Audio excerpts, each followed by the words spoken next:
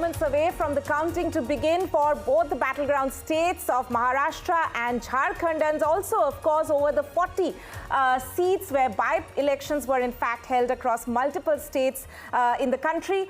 But focus, of course, on Maharashtra, where we can already see some early morning activity taking place. Yes. Vasudha, we can see that there are, of course, several candidates who are making their visits to the temples and, of course, their last-minute prayers. Sena NC, they're visiting the renowned Siddhivinayak temple in Mumbai. And let's listen into the reaction which is coming from her early this morning. You know, I have never played divisive politics. I've tried to take everyone along in every sense. But having said that, there are certain parties that only appease vote banks and play pseudo-secular politics. I think we need to move beyond that. The time has come to only talk about development, and the younger generation understands that. Sena NC there, the Shiv Sena candidate from the high-profile constituency of Mumbai Devi. She's contesting against a three-term MLA, Amin Patel. So clearly a very difficult battle there. She is a BJP spokesperson who actually chose to fight on a Shiv Sena ticket. And that is something that's been the norm this time. A lot of people who didn't get tickets actually shifted to the allies. So that's very convenient. Let me go across to my colleague Radhika for more understanding on what Maharashtra elections actually holds for both sides.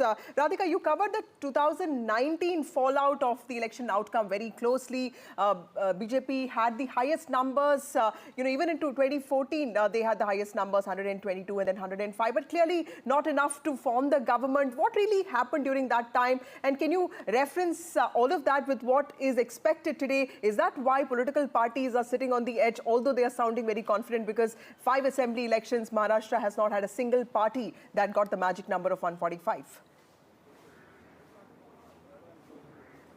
Absolutely. All the drama that we're seeing now started in 2019, post the elections, of course. BJP and undivided Sena had clear mandate, but then because of chief ministerial post division and disagreements over it is when Uddhav Thackeray decided to break away from the party and then, of course, join hands with unlikely parties. Congress, NCP and MVA was formed. MVA government was formed. It broke away after Sena division and then, of course, NCP division. So this is what happened over a period of 5 years.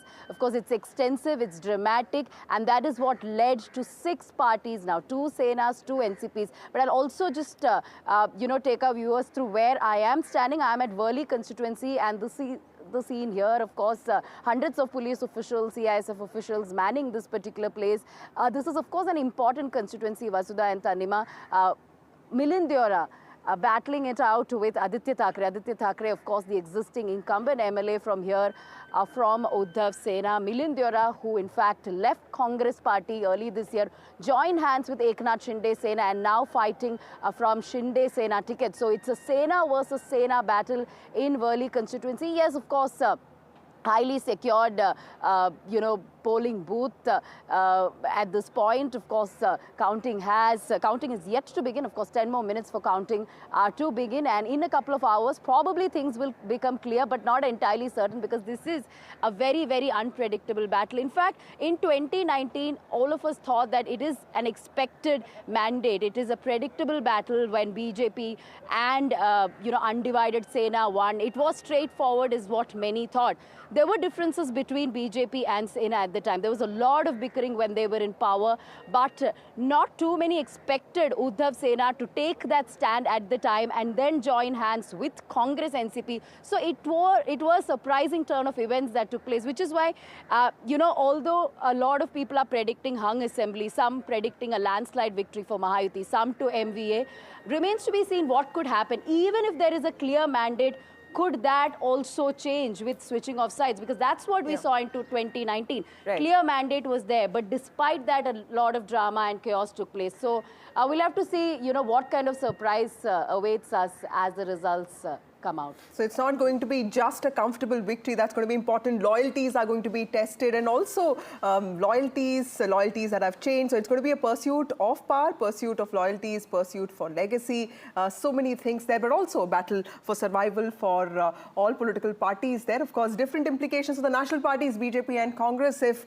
the BJP manages a good show in the region of Vidarbha, especially against Congress party, it will actually prove a point that the 2024 Lok Sabha elections were just an aberration in the state of Maharashtra. And if it doesn't, if the Congress manages to do well, it will go on to say that what happened in Haryana was just a one-off, and it is the 2024 mood is still on in the country. So several things at stake here for both parties. Right, and we are just moments away from the counting to begin, Vasudha, and we'll of course come back on the other side of this very short break with our reporters as well as our panel of experts to decode this very, very important counting day in those battleground states as well as the by-elections. Stay with us.